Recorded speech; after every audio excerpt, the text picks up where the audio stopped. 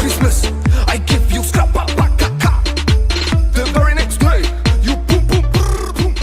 This year. Former Prime Minister Tony Abbott has slammed Anna Wintour's comments on Margaret Court, saying the editor-in-chief of US Vogue shouldn't give ignorant lectures. First of all, I think she's got her facts wrong because gay kids aren't expelled from schools for being gay.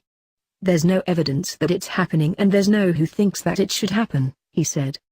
Second point to make is that Margaret Court is a distinguished Australian who is entitled to her views.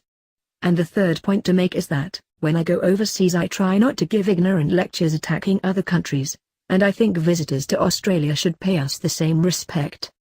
Earlier, Wintour lobbed a verbal volley at the tennis legend, attacking her stance on gay rights and questioning why her name remained on the stadium at Melbourne Park.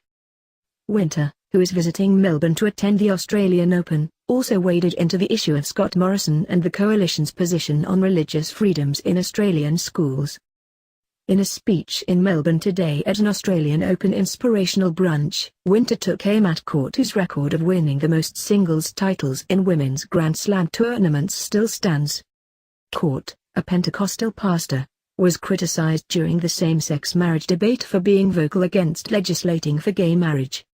She has also claimed tennis is full of lesbians and that transgender children were the work of the devil and condemned the gay lobby for seeking to get into the minds of children through the Safe Schools anti-bullying program.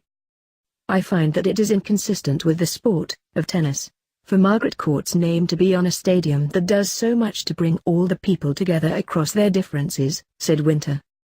This much I think is clear to anyone that understands the spirit and the joy of the game. Intolerance has no place in tennis.